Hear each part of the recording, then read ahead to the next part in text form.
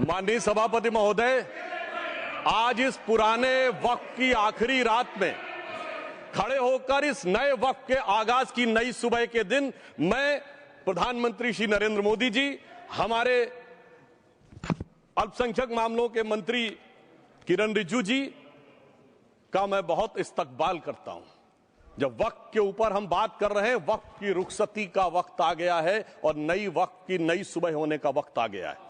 अगर हमें इस पे बात करनी है तो मुझे चार दृष्टि से बात करनी पड़ेगी। एक, इस बिल के तकनीकी प्रावधान जिस पे बहुत सारे लोग बहुत कुछ बोल चुके हैं। दूसरा है वक्त की अवधारणा, तीसरी है वक्त की राजनीति और चौथा है वक्त की राजनीति के नाम पर होने वाली वह सांप्रदायिक बनाम सेकुलर की राजनीति। सबसे पहले हमारे नेता सदन माननीय नड्डा जी ने बताया कि किस विस्तार के साथ इस वक्त कमेटी ने काम किया, किस शिद्दत के साथ हमारी सरकार ने काम किया। और चाहे वक्त कमेटी के जेपीसी के चेयरमैन हमारे उस सदन के सदस्य जगदम्बिका पाल जी रहे हो, हमारे मंत्री जी रहे हो, सबने जिस शिद्दत से काम किया है, तो उनके लिए मैं माननीय प्रधानमंत्री जी अपनी सरकार की तरफ से कहना चाहता हूं कि उन्होंने एक इबादत के भाव से काम किया है। तो मैं कहना चाहता हूं, इबादतों की तरह मैं ये काम करता हूं, अपने फर्ज को झुककर सलाम करता हूं। फिर भी आप खिलाफत कर रहे हैं तो तेरी मुखालफत से निखरती है शख्सियत मेरी। मैं सियासी दुश्मनों का भी बहुत एहतराम करता हूं। तो इस एहतराम के साथ मैं अब आगे का बयान शुरू करता हूं और मैं ये बताना चाहता हूं कि एक बड़ी सिंपल सी बात है जो अभी माननीय नड्डा जी ने भी कहा। दुनिया के तमाम मुस्लिम देश बता दिए, इस्लाम की धर्म स्थली सऊदी अरब, सबसे बड़ा मुस्लिम देश इंडोनेशिया, जहां खलीफत रही वहां टर्की, और जहां आईएसआईएस का इलाका वहां इराक और सीरिया, वहां कहीं भी कुछ भी नहीं है ऐसा। फिर भी हमारे यहां क्यों है, कैसा? तो मैं कहना चाहूंगा सभापति महोदय, एक हिंदी में कहावत होती है, नया मुल्ला प्याज ज्यादा खाता है, परंतु यहां तो जो गैर मुल्ला प्याज बहुत खा रहा था और इतना खा रहा था कि आंसू निकल रहे थे गरीब मुसलमान के भी और देश के भी। इसलिए मैं कहना चाहता हूं सभापति महोदय, अगर छोड़ दीजिए भारत की बात करिए, तो क्या ऐसी कोई शक्ति सिखों के पास है, ईसाइयों के पास है, यहूदियों के पास है, पारसियों के पास है? नहीं है। छोड़ दीजिए, इस्लाम के अंदर आइए। अगर इतना भाईचारा है तो ये सुन्नी वक्फ बोर्ड और शिया वक्फ बोर्ड अलग क्यों है मेरे भाई? जमीन पे एक दूसरे पे एतबार नहीं है, सिर्फ सियासत के लिए साथ में आने की बात है। ये भी जरा सोचने की बात है। और जो अकलियतों में भी अकलियत है, आगा खानी है, बाकी है, जो बोहरा है, उनकी तो कोई गिनती नहीं है।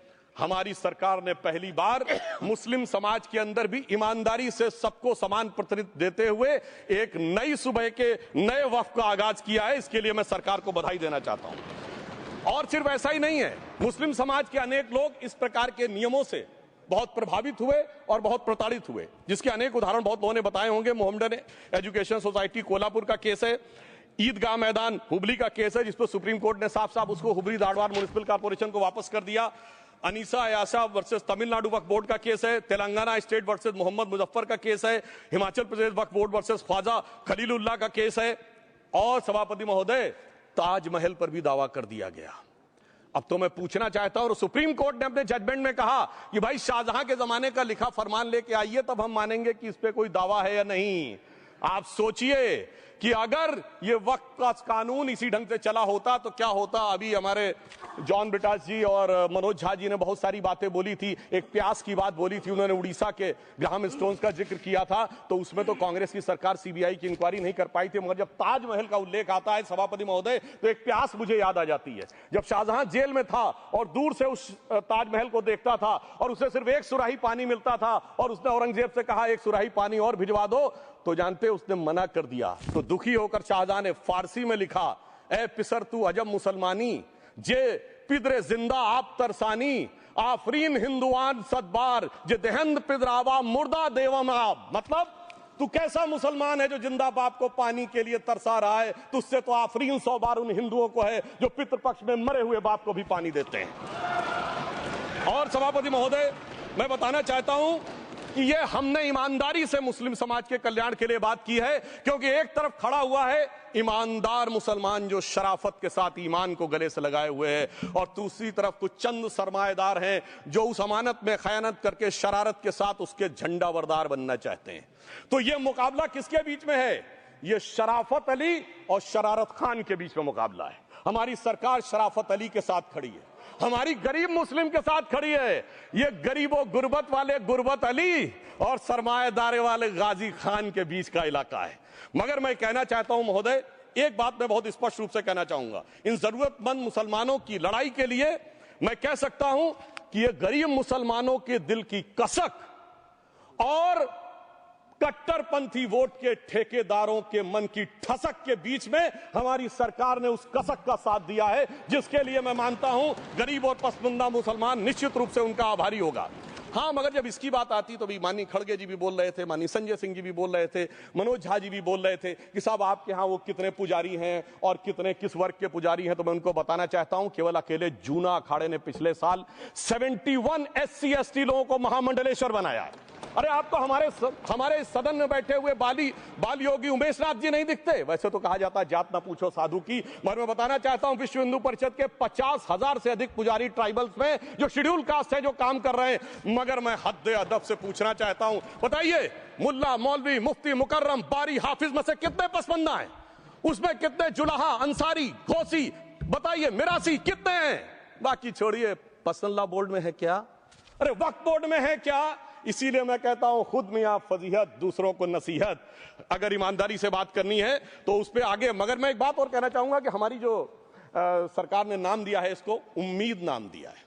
और ये उम्मीद है किसके लिए? उस ईमानदार मुसलमान के लिए और देश के हर खास व आम के लिए ये उम्मीद है। मगर सभापति महोदय, कुछ लोग वो हैं जो उम्मा का ख्वाब पाले हुए थे। उम्मा शायद हमारे बहुत से लोग समझते हो ना समझते हो, पूरी एक एंटायर जो इस्लामिक खलीफत और राज होता है उसको उम्मा कहते हैं। उम्मीद वालों को तो उम्मीद की नई रोशनी दिख रही है, उम्मा वालों की उम्मीद पे पानी फिर रहा है। तो ये उम्मीद और उम्मा के बीच का भी मामला है। परंतु मैं ये भी कहना चाहूंगा सभापति महोदय, इसके बाद सिर्फ ऐसा ही नहीं था। प्रॉपर्टीज के ऊपर, तमाम सरकारी प्रॉपर्टीज पे जिसमें बहुत डिटेल में हमारे साथी लोग गए, मैं डिटेल में नहीं जाना चाहता। भोपाल का विषय, हैदराबाद का विषय, मुंबई का है, लखनऊ का है, पटना का है, बहुत प्रकार से है। माननीय लालू प्रसाद यादव जी का विषय जब बताया गया था तो बहुत ज्यादा हमारे मनोज झा जी बोल रहे थे, तो अब मैं उसके डिटेल में नहीं जाना चाहता हूं। सबने वो वीडियो देखा है। बस एक लाइन में उनके लिए कहना चाहूंगा, वो कुछ भी बोल रहे हैं, जिसे कहते हैं बिगड़ी बात बने नहीं, लाख करो किनकोए, रहीमन बिगड़े दूध को मथे न माखन होए। अब जो बोलना था वो बोल चुके, सबके सामने वो आ चुका। अब एक बात और है, दूसरे धर्म स्थलों के बारे में विषय आता है तो मैं याद दिलाना चाहता हूं, केरला के कैथोलिक चर्च ने 31 मार्च 2025 को जो लिखा, सिर्फ उसकी लास्ट की 2 लाइन बोलना चाहता हूं। We request the central government to get the amendment bill passed as early as possible so that the tears of thousands of suffering people in the place like Munambam can be wiped out only by a legal amendment that can provide a permanent solution to their suffering. We urge all the MPs from opposition party to support the bill so that the historic legislation can become unanimous. मगर सभापति महोदय, ये अल्पसंख्यकों की बात करने वाले जब अल्पसंख्यक की बात आती तराजू पे तोलते हैं, किसका वेट ज्यादा है, किसकी धमक ज्यादा है, किसकी खनक ज्यादा है, फिर तय करते हैं कि माइनॉरिटी के साथ आना है, किस माइनॉरिटी के साथ नहीं आना है। और मैं एक और बात कहना चाहता हूं, तमिलनाडु के तिरुचेरी मंदिर की बात आई, यमुनानगर में गुरुद्वारे की बात आई, केरल में क्रिश्चियन कम्युनिटी की जमीन की बात आई। बहुत सारे लोग प्लेसेस ऑफ वर्शिप के एक्ट की बात करते हैं, तो as per places of worship act Tamil Nadu का मंदिर का तो स्टेटस नहीं चेंज हो सकता भाई। 15 अगस्त 47 के बाद किसी प्लेस ऑफ वर्शिप का स्टेटस नहीं चेंज हो सकता, तो वक्फ बोर्ड को क्लेम फॉरफिट कर देना चाहिए, because it is in contrast to the places of worship act. परंतु अब सुनिए, यही गुरुद्वारे के बारे में भी होना चाहिए। मगर सभापति महोदय, चाहे वक्फ बोर्ड का एक्ट हो, चाहे प्लेसेस ऑफ वर्शिप एक्ट हो, एक ही को फायदा होना है, जिसे कहावत में कहते हैं खरबूजा छुरी पर गिरे या छुरी खरबूजे पे गिरे, आखिर में कटना भगवे रंग के खरबूजे को ही होता है। अब मैं यह भी बताना चाहता हूं कि इन संपत्तियों के द्वारा जो कुछ हुआ, उन्होंने इतनी चीजों को लिया है, इतनी चीजों को लिया है। एक पुराना उर्दू का शेर है कि मिटे नामियों के निशान कैसे कैसे, और ये जमीन खा गई आसमां कैसे कैसे। इस जमीन ने कैसे कैसे लोगों को अपने में समा लिया, इसकी तमाम तारीख गवाह है। अगर मैं इसमें बहुत डिटेल में जाऊंगा तो सदन का बहुत सारा वक्त जाएगा। परंतु मैं एक बात ये कहना चाहता हूं कि जब इतना ज्यादा आगे बढ़ गया तो फिर कोर्ट ने आगे इंटरवेंशन करना शुरू किया। मैं डिटेल में नहीं जाना चाहता हूं। अभी कार्तिकेय शर्मा जी ने बहुतों ने बोला सैयद फसल का case versus union of government, Allahabad high court के केस को कहा, मगर Bashir versus state of West Bengal case में उन्होंने बहुत क्लियर कट कहा है कि waqf is not a religious religious denomination in accordance with the Article 26 of the Constitution, so the matter relating to the restricting the economic, financial, political and other sectoral activities that may be associated with religious practice under Article 25(2)(a) of the Constitution can be regulated by the state. तो मुझे लगता है अब इसके बाद कोई किंतु परंतु का स्कोप नहीं रह जाना चाहिए। परंतु उसके बाद भी सभापति महोदय जो कानून को न माने, जो कहे संविधान को नहीं मानेंगे और जो ये कहे कि साहब अदालत के आदेश को भी नहीं मानेंगे, तो फिर इसका मतलब उसके मन में तो एक ऐसी बादशाही आ गई है। इसके लिए मुझे सभापति महोदय वो पुरानी वाली फिल्म अगर लोगों को याद हो तो मुगले आजम का वो सीन याद आता है कि जब अकबर ने अनारकली को कैद कर लिया तो सलीम कहता है जब्त मैं करूं जिसकी की जमीन वीरान हो गई है, जब्त वो न करे जिनके सिर्फ शौक के बाद चाहत को ठेस पहुंची है। ये जिल्ले इलाही की बादशाही नहीं बल्कि खुदाई है। मैं कहना चाहता हूं जो संविधान को न माने, कानून का न माने, इसका मतलब वो अपनी खुदाई में जी रहा है। तो ये वो लोग हैं। और वैसे मैं सभापति महोदय खुदाई से आजकल बहुत से लोगों को डर लगता है, क्योंकि जहां जहां खुदा है वहां वहां भगवान है, जहां जहां खुदा है वहां वहां भगवान है। बाकी आप सब बहुत बुद्धिमान हैं। अब मैं ये भी बात कहना चाहता हूं, और वैसे आखिर में उस अनारकली को कैद से छुड़ाने के लिए सलीम का एक हिंदू साथी दुर्जन सिंह ही आया था। मैं कह सकता हूं कि वक्फ की इस मुकद्दस जमीन को अगर कैद करके रखा है तो उन चंद लोगों ने जिनके दिमाग आज भी उन चीजों में भरे हुए हैं कि कोई समझता हम तो किसी जमाने में हुक्मरान वक्त थे, कोई कहता हुजूर नवाब थे, कोई कहता बादशाह आलमगीर थे, कोई कहता है बादशाह गाजी जिंदा पीर थे। तो नदीमुल हक साहब ने जो बोला था ना, किसी के बाप का हिंदुस्तान थोड़ी है, बिल्कुल मैं कहना चाहता हूं जिन्होंने इस देश के लिए खून बहाया उनके बाप का हिंदुस्तान है, उस गरीब मुस्लिम कारीगर के बाप का हिंदुस्तान है। पर जो ये कहते हैं कि आगरे का लाल किला किसके बाप ने बनवाया, आगरे का किला किसके बाप ने बनवाया, दिल्ली का किला किसके बाप ने बनवाया, हैदराबाद का चार मीनार किसके बाप ने बनवाया, उसके बाप का ये हिंदुस्तान नहीं है।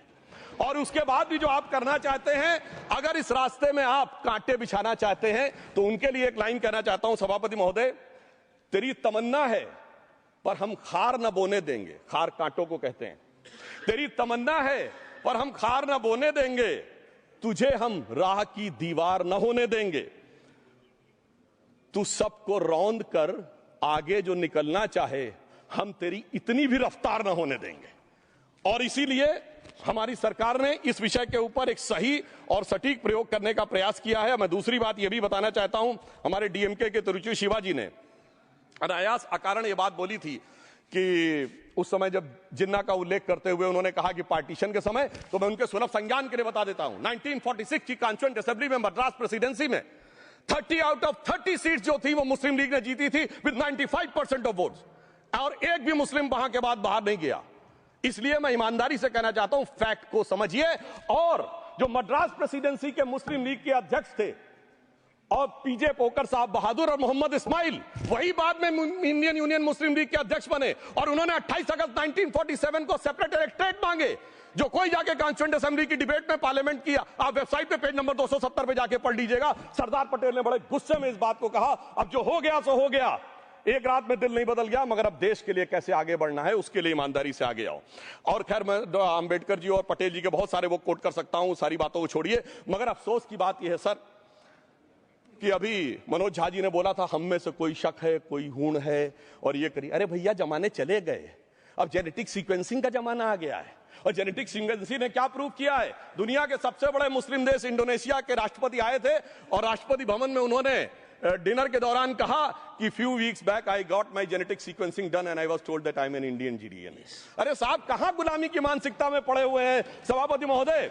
और यहां गुलामी की मानसिकता इस कदर पैबस्त है लोगों के दिमागों में, किसी सदन के एक सदस्य यहां विराजमान है, वो उस समय महाराणा सांगा का उल्लेख कर दिए।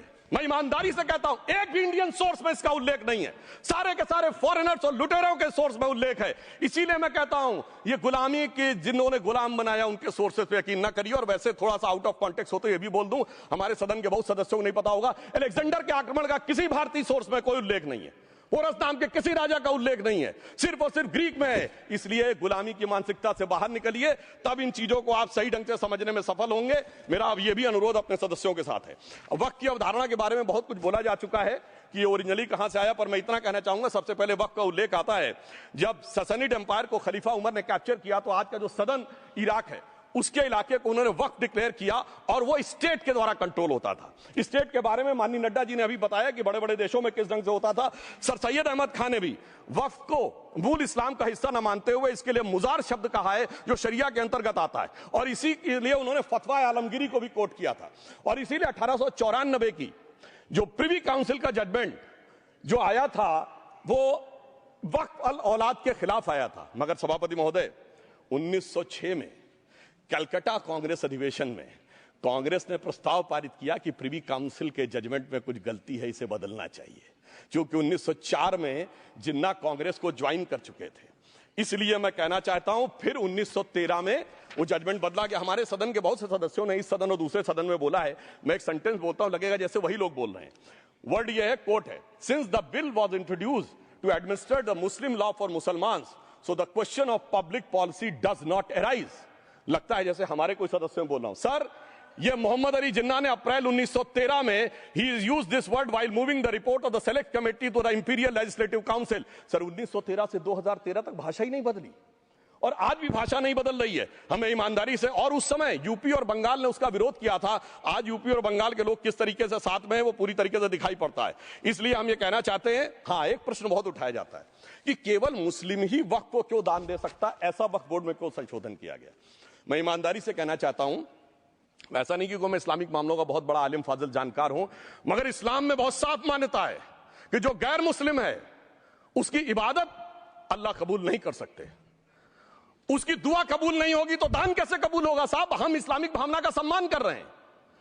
हमारे अल्पसंख्यक मंत्री गए थे तो वो मदीना में डेफिनेट लेवल तक जा सकते, उसके आगे नहीं जा सकते।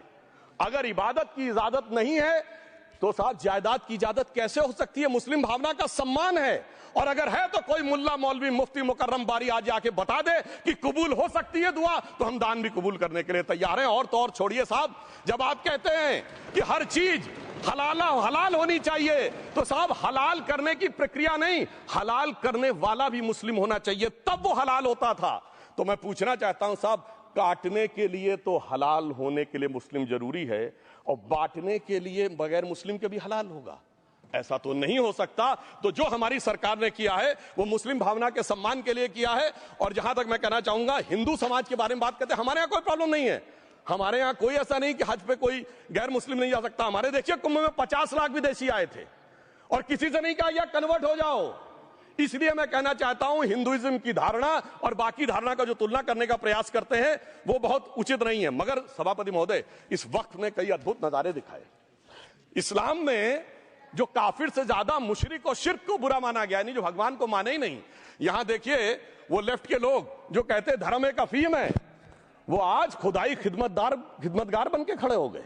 सोचिए कैसा बदलाव आया है। और सर मुझे एक और चीज नजर आती है, एक पुराना गीत था, वक्त ने किया क्या हसी सितम। तो आज मैं कहना चाहूंगा, वक्त ने किया क्या हसी सितम कि मुस्लिम लीग और शिवसेना मिलके हो गए हम। और मैं कहना चाहता हूं, ये मुस्लिम लीग वो है जिसने सेपरेट इलेक्टोरेट की मांग की थी, और इस शिवसेना के उबाटा के हमारे इस सदन के एक सदस्य हैं। और सर हमारे साथ मुरली जी बैठे हैं, मुरली देवड़ा जी ने मुझे याद दिलाया, उन्होंने मिलिंद देवड़ा जी ने याद दिलाया, उन्होंने कहा एक जमाने में उन्होंने कहा था मुस्लिमों की नागरिकता छीन लेनी चाहिए। इसीलिए मैं कह रहा हूं, वक्त ने किया क्या हसी सितम, ये दोनों मिलके हो गए हम। और सर मैं इसके बाद एक टेक्निकल बात करना चाहता हूं। जब इन्होंने टाइम ड्यूरेशन हटा दिया था और बैक में पीछे जा सकते थे, तो मैं पूछना चाहता हूं सर कि जब ब्रिटिश हुकूमत आई तो उसने तो मुगलों सारी हुकूमत ले ली थी, तो उनका मालिकाना हक कैसे हुआ। सर 1707 के बाद तो इस्लामी हुकूमत दिल्ली से खत्म हो गई थी। एक आखिरी मुगल बादशाह शाह आलम के लिए तो बोला जाता था सल्तनते शाह आलम दे लाल किले ते पालम, यानी आज का IGI एयरपोर्ट। तो साहब उसके बाद ये गुजरात के सूरत से लेकर लखनऊ तक उनका मालिकाना हक निकलने कहां से लगा। अरे भाई जब दिल्ली को कैप्चर किया था अंग्रेजों ने तो सारी जमीन अंग्रेजों की थी। तो जब मैं अपने कांग्रेस के मित्रों से पूछना चाहता हूं, ये जब गवर्नमेंट ऑफ इंडिया एक्ट में पावर डीड ट्रांसफर की थी तो पढ़े नहीं थे क्या, या खोखले कागज पर साइन कर लिए थे, या कागज सही था आप खोखला करने की बात है।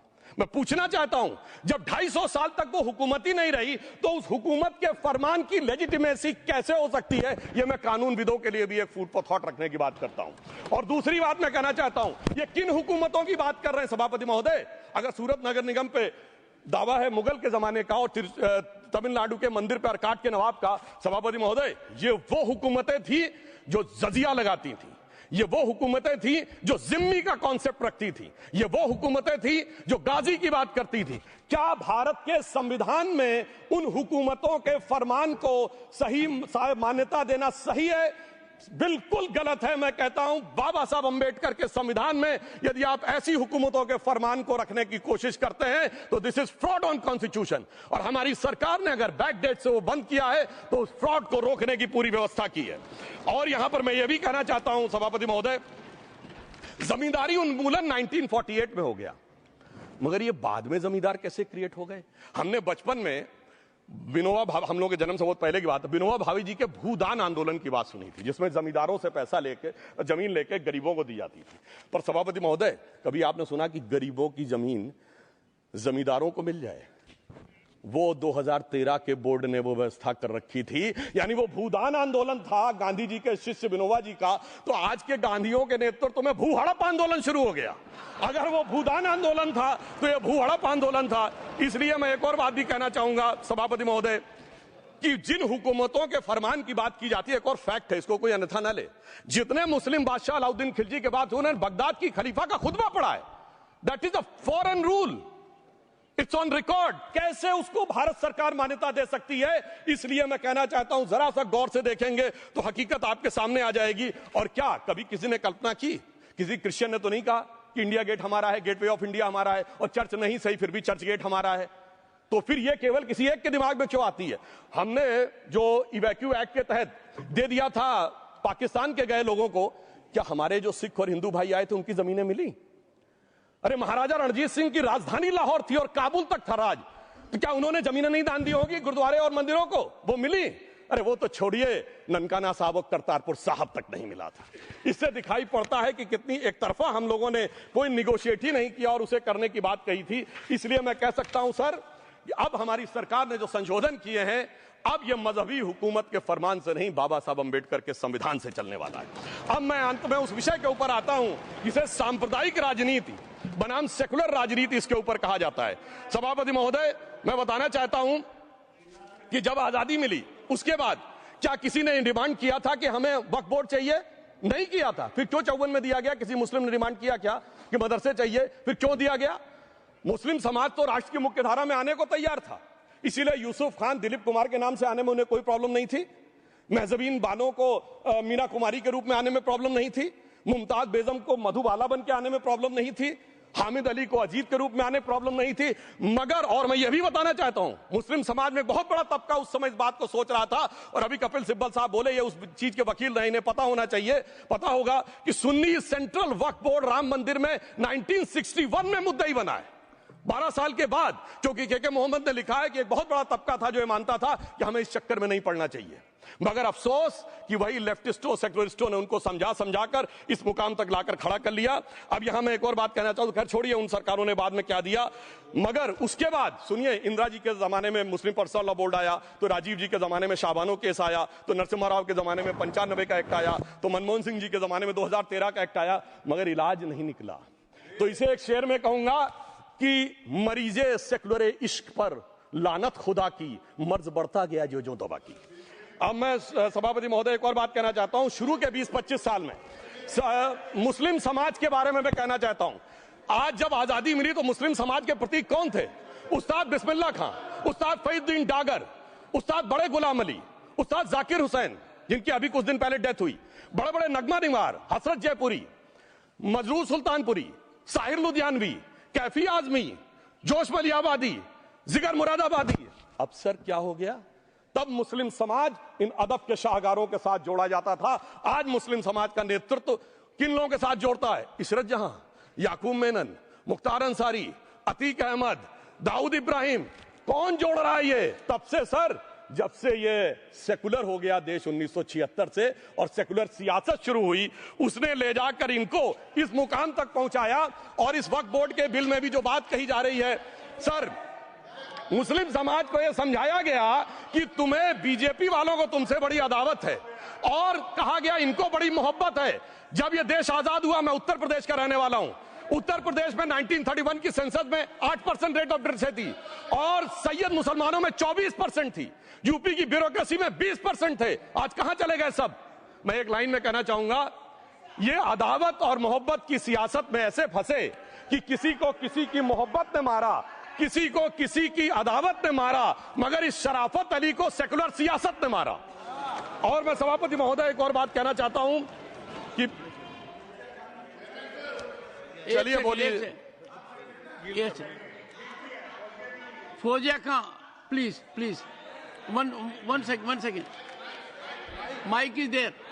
यस, ये बोल रहे हैं मुस्लिम समाज आज का इशरत जहां और फलाना टेररिस्ट के साथ नाम जोड़ रहे हैं। ये बिल्कुल आरोप है सर, इसको एक्सपंज करना चाहिए। ये समाज के साथ अन्याय है। ये बात आपको एक्सपंज करना होगा सर, ये बात को। एक honourable member, if you would carefully go through what Sudhanshu has said, I am sure you will appreciate his spirit. Just think for a moment. He has not cast any aspersions. Sudhanshu, go ahead. Time में जवाब दूंगा और उसके बाद ये हमारा सदन माने ना माने जो देख रहे होंगे उनके लिए कहना चाहता हूं सर, डॉक्टर एपीजे अब्दुल कलाम।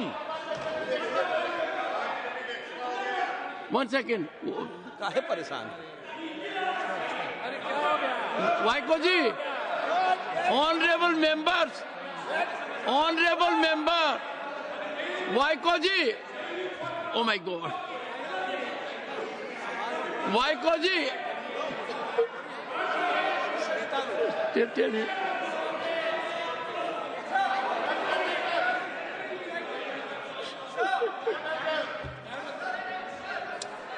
ऑनरेबल एचएम को जी हिंदी समझ रहे हैं।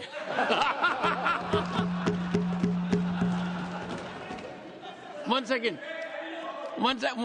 Fauziya Khan, one second. First, I think, one second. Sir क्या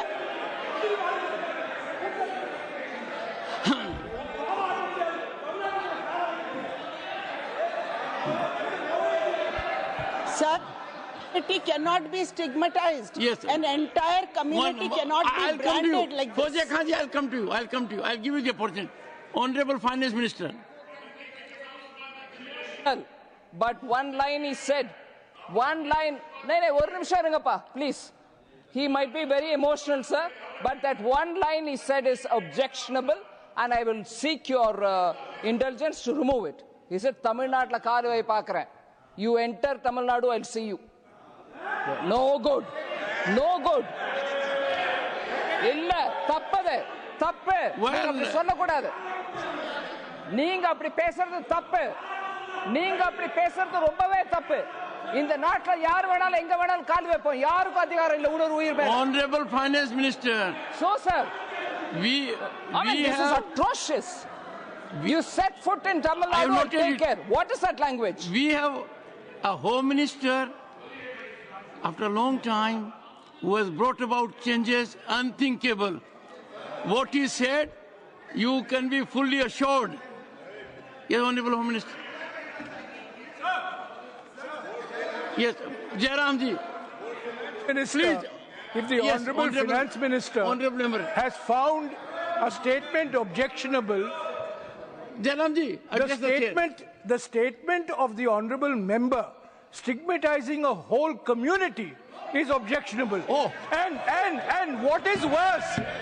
And what is worse is the chairman lending respectability to that view. Oh my. That is even worse. Honorable that is even worse.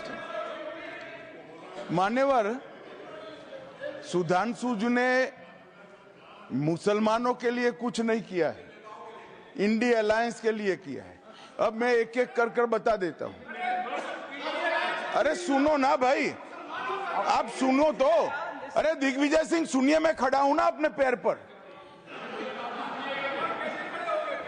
मान्यवर, सुधांशु जी ने कहा इशरत जहान, यही NCP party ने इशरत जहान के घर पर जाकर रुपयों का इनाम भी दिया था और उसको शहीद बताया था। दूसरा कहा अतीक अहमद किस पार्टी से थे? इंडिया अलायंस की। दूसरा कहा अंसारी किस पार्टी से? कांग्रेस और इंडिया अलायंस के। ये सारे नाम आपके साथ जुड़े हैं भाई। उल्टा उन्होंने तो मुसलमान कम्युनिटी से तो ढेर सारे शायरों का नाम दिया जिन्होंने साहित्य की सेवा की और ढेर सारे साहित्य की रचना की। मानिए Sudhanshu, he is not yielding now. Sudhanshu, सबसे पहले मैं तमिलनाडु का जवाब देना चाहता हूं। yes. सभापति महोदय, तमिलनाडु से ही डॉक्टर एपीजे अब्दुल कलाम थे और मैं सारे सदन से कहना चाहूंगा डॉक्टर कलाम का नमाजे जनाजा और याकूब मेनन का नमाजे जनाजा एक ही दिन हुआ। कितने लोग याकूब मेनन के नमाजे जनाजा में गए और कितने डॉक्टर कलाम के नमाजे जनाजा में गए? डॉक्टर कलाम मेमोरियल पे कितने लोगों की फोटो है? दिखाएं मुझे, सोशल मीडिया पे पोस्ट की हो। मगर अफजल हालात का मारा था आपके एक मंत्री का ऑफिशियल ट्वीट है, वो इस सदन के सदस्य नहीं तो मैं नहीं बोल रहा हूं। याकूब मेनन की जुडिशियल किलिंग हुई आपके एक नेता का, मिनिस्टर का ऑफिशियल ट्वीट है, सदन के सदस्य नहीं है इसलिए नहीं बोल रहा हूं। और सर 26/11 आरएसएस ने कराया, सदन के सदस्य बैठे हुए हैं। हाफिज साहब और सुनिए जाकिर नायक शांति का मसीहा सदन में सदस्य बैठे हुए हैं। सर किसने जोड़ा? मैं नहीं कह रहा हूं जोड़ा, हमने किससे जोड़ा मैं बताना चाहता हूं। मैं अपनी बात, सर मैंने नाम किसी का नहीं लिया। सर आपने उड़ता तीर क्यों पकड़ लिया? सर मैंने नाम नहीं लिया, उड़ता तीर क्यों पकड़ लिया? सर मैं पूरी बात करूं। सर मैं कहना चाहता हूं हमारी सोच मुस्लिमों के बारे में और इनकी सोच में क्या अंतर है। देखिए जिन लोगों ने मुस्लिम हिस्ट्री नहीं पढ़ी उन्हें मैं बताना चाहता हूं। एक दो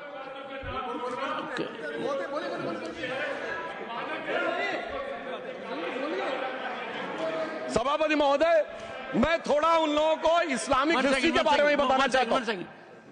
honourable Digvijay Singh, please, no I'll give you a chance. I'll give. माननीय सदस्य, ऑनरेबल दिग्विजय सिंह जी। माननीय सभापति महोदय, जो माननीय सदस्य ने एक बात कही है, मैं सुन रहा था डॉक्टर त्रिवेदी जी की बात। उन्होंने कहा था ऐसे ऐसे ऐसे मुसलमान हम लोगों के साथ हैं और वैसे वैसे मुसलमान इन लोगों के साथ हैं। बात यह है कि आपने जिस तरह से इस पूरी बात कही है ये घोर आपत्तिजनक है, अपमानित करती है और जो माननीय सदस्य ने भी मेरे बारे में भी कहा है मैं उनकी निंदा करता हूं। Honourable home minister, honourable home minister, honourable home minister, एक सेकंड। Okay, one second, your mic will be on. महोदय, मुझे ये सब कहने की जरूरत नहीं है, लेकिन जो गुजरात में दंगे और फसाद हुए कौन कौन उसके लिए जिम्मेदार थे बताइए। ऑनरेबल होम मिनिस्टर,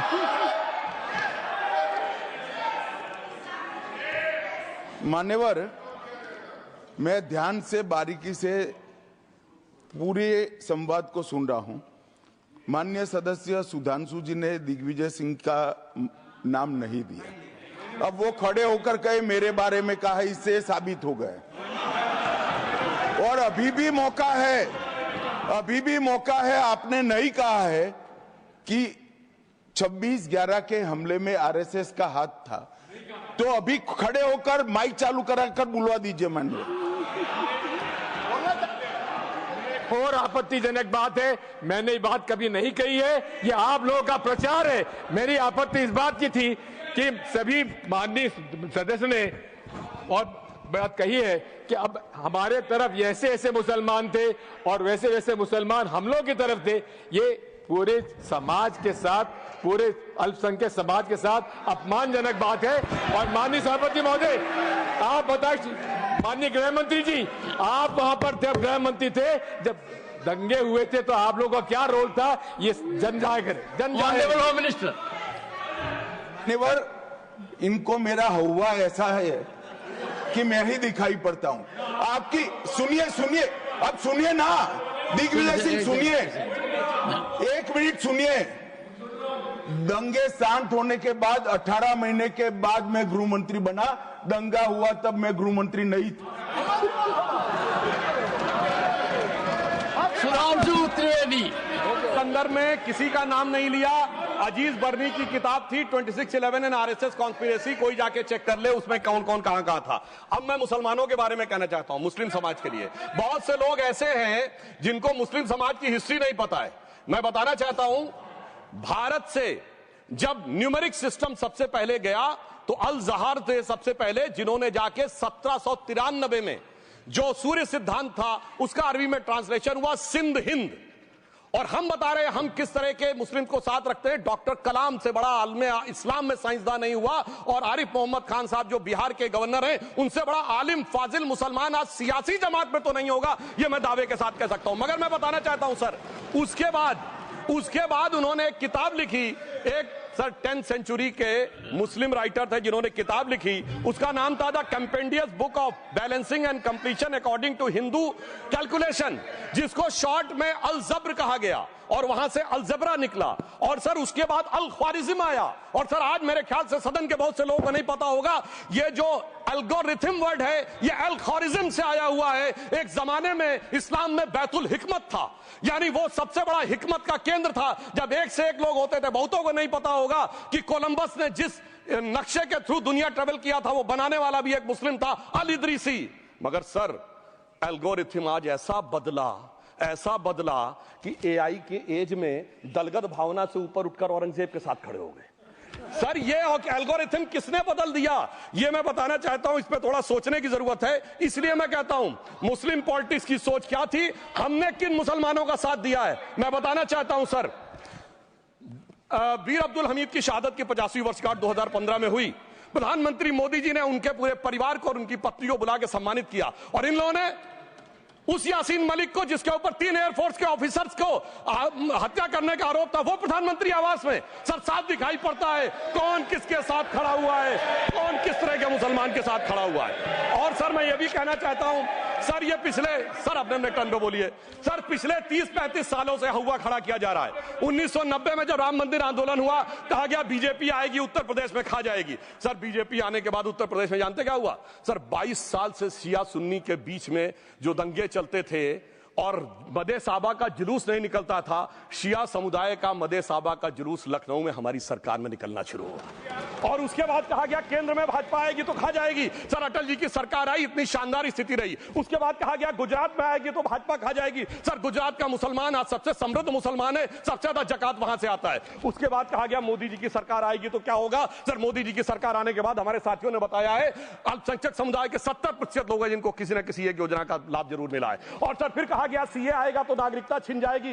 सर उसके बाद भी आपने सब देखा, और सर हम बचपन में सुनते थे कि राम मंदिर बनने लगेगा तो मिडिल ईस्ट के देश पेट्रोल देना बंद कर देंगे। सर राम मंदिर भी बन रहा है, और भारत मिडिल ईस्ट कॉरिडोर भी बन रहा है, और अबू धाबी में भी मंदिर बन रहा है, और 4 मुस्लिम देशों ने सर्वोच्च नागरिक सम्मान मोदी जी को दिया हुआ है। इसलिए मैं कहना चाहता हूं सर, मर्ज हो तो उसका इलाज किया जा सकता है। जैसे हमारे यहां वैद धनवंतर माने गए हैं, इस्लामी अकीदे में वैद हकीम लुकमान माने गए, तो कहा गया है उनके लिए कि इसमें क्या रखा है, देखे है जो तू आन के पास, बदगुमा वहम की दारू नहीं लुकमान के पास। यानी मर्ज का इलाज है, पर वहम का इलाज तो हकीम लुकमान भी नहीं कर सकते जो आपने पाल कर रखा है। मैं कहना चाहता हूं हम किन मुसलमानों की बात करते हैं। आप गंगा जमुनी तहजीब की बात करते हैं। सर दारा शिकोह औरंगजेब का बड़ा भाई था, उसने उपनिषदों का अध्ययन किया, संस्कृत में अनुवाद कराया और नाम रखा सिर्रा अकबर, यानी वर्ड्स ऑफ गॉड। मैंने किसी को दारा शिकोह की जयंती मनाते हुए नहीं देखा। मैं पूछना चाहता हूं बेगम बीबी ताज, उनके घर पे जाते किसी ने सुना। सर ये बताइए, आलम शेख इतने बड़े कृष्ण भक्त के कवि, किसी ने सुना उनके घर पे जाते हुए। मलिक मोहम्मद जायसी जिन्होंने पद्मावत लिखा, उत्तर प्रदेश के रहने वाले, उनके घर पे कोई गया? ये बताइए ब्रिगेडियर मोहम्मद उस्मान के घर पे कौन गया? आजमगढ़ में, गाजीपुर के रहने वाले थे, आज तक जाने वालों में नहीं दिखे। और मैं सर बताना चाहता हूं एक और बात, सर एक सैयद इब्राहिम रसखान हुए हैं, बहुत बड़े कृष्ण भक्त के कवि। सर जिन्होंने क्या लिखा, उन्होंने कहा मेरा अगला जन्म हो तो भी मैं कृष्ण भक्ति बनना चाहूंगा।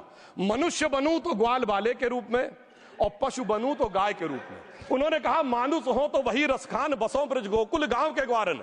जो पशु हो तो कहा बस मेरो चरो नित नंद की धेनु मजारन। सर उन्होंने कहा गायों के बीच में नंद बाबा की गायों में जन्म लेना चाहूंगा। मगर सर आज एक ऐसे नेता आए हैं इस देश में जिनको गायों से बदबू आने लगी है, तो उनके लिए मुझे मेरे मन में भाव आता है सर कि श्री रामचंद्र कह गए सिया से, ऐसा कलयुग आएगा गोपालक श्री यदुवर कुल में एक ऐसा नेता आएगा जिसे बकरे कटने में खुशबू मिलेगी, गौ माता में बदबू पाएगा। रामचंद्र कह गए सिया से कैसा कलयुग आएगा। अब सर मैं एक और बात भी कहना चाहता हूं, हम किनको मानते हैं सर? नजीर अकबराबादी को सुनिए, कृष्ण भक्त के लिए क्या कहा। सर मैं एक बोलना चाहता हूं, बुल्ले शाह ने क्या कहा? बुल्ले शाह ने कहा, अभी होली गुजरी है, उसने कहा था आज होली खेलूंगी मैं, कर बिस्मिल्लाह। उन्होंने आगे कहा, अलस्तु बिरबिकुम प्रीतम बोले, सब सखियों ने घूंघट खोले, नाम नबी की रतन चढ़ी, सुनिएगा, नाम नबी की रतन चढ़ी और बूंद पड़ी अल्लाह अल्लाह, आज होली खेलूंगी मैं, कर बिस्मिल्लाह। तो मैं भी कहता हूं अब बिस्मिल्लाह करिए और उसके बाद हमारे इस सहयोग करिए, इस सकारात्मक उसका, वरना अल्हम्दुलिल्लाह जो हम मुसलमानों के लिए और देश के लिए करना चाहते हैं उसमें हमें सफलता जरूर मिलेगी। अंत में मैं सिर्फ ये कहना चाहता हूं सर, तमाम प्रकार की बातें यहां पर हुई, सकारात्मक और नकारात्मक, मगर अफसोस की बात यह है कि 1913 के वक्फ वाल औलाद से लेके 2013 के वक्फ वाल औलाद तक इनकी फितरत नहीं बढ़ती, क्योंकि सर ये तो पार्टियां ही अल औलाद हैं, तो इनको तो उससे बहुत ज्यादा वो होगी। पर मैं सिर्फ अंत में कहना चाहता हूं सर, अपनी सोच बदलिए। आप जिस कश्ती पे सवार होकर इस दरिया को पार करने की कोशिश कर रहे हैं, पिछले 75 साल में नहीं कर पा रहे हैं, 10-12 साल में बहुत हिचकोले खा रहे हैं, तो कश्ती और रास्ता बदलिए। तो इनके लिए अंत में एक पंक्ति कहते हुए बात समाप्त करना चाहूंगा कि इन्होंने कश्ती भी नहीं बदली, दरिया भी नहीं बदला, पर इन डूबने वालों का जज्बा भी नहीं बदला, पर है शौक सफर ऐसा, एक उम्र हुई हमने, मंजिल भी नहीं पाई, रास्ता भी नहीं बदला। अब अगर नई मंजिल पानी है, नई मंजिल की नई सुबह देखनी है, तो मैं कहना चाहता हूं आइए सबको साथ लेकर चलिए। और एक ऐसा वक्त आया है जब मैं जो हमारे किरण रिजिजू जी ने कहा था कि मैंने शम्मा जलाई हवाओं के खिलाफ, तो मैं प्रधानमंत्री मोदी जी की तरफ से कहता हूं कि हमें इल्जाम मत दीजिए, बहुत अफसोस होता है, हमें इल्जाम मत दीजिए, बहुत अफसोस होता है। बड़ी तरकीब से कश्ती यहां तक लेके आए हैं और बदल देते हैं हम दरिया की लहरें अपनी हिम्मत से, आंधियों में भी अक्सर चिराग हमने जलाए हैं। धन्यवाद।